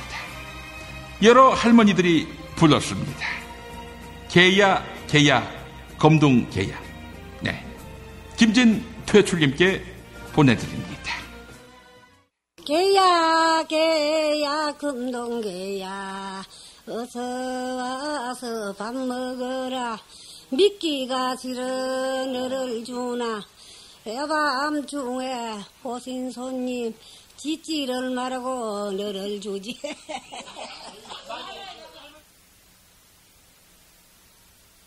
개야 개야 검둥개야 내가 너를 밥 줄 적에 배가 고파 너를 주나 배가 부리라 너를 주나 후밤중에 오신 손님 짓지 말라고 밥을 준다. 개야 개야 검둥개야 내가 너를 밥을 줄 때 짓지 마라 밥을 줬지 야밤중에 오신 손님 짓으라고 밥을 줬나 개야 개야 검둥개야 내가 너를 밥을 줄 때 짓지 마라 밥을 줬지 야밤중에 오신 손님 짓지 마라 밥을 줬지. 김용민 브리핑과 함께한 시간 어떠셨어요? 다음 시간에도 보다 바르고 알차며 즐거운 정보로 여러분을 찾아가겠습니다. 팟캐스트 포털 팟빵에서 다운로드하기, 구독하기, 별점 주기, 댓글 달기로 응원해주세요. 잊지 마세요. 다운로드하기, 구독하기, 별점 주기, 댓글 달기.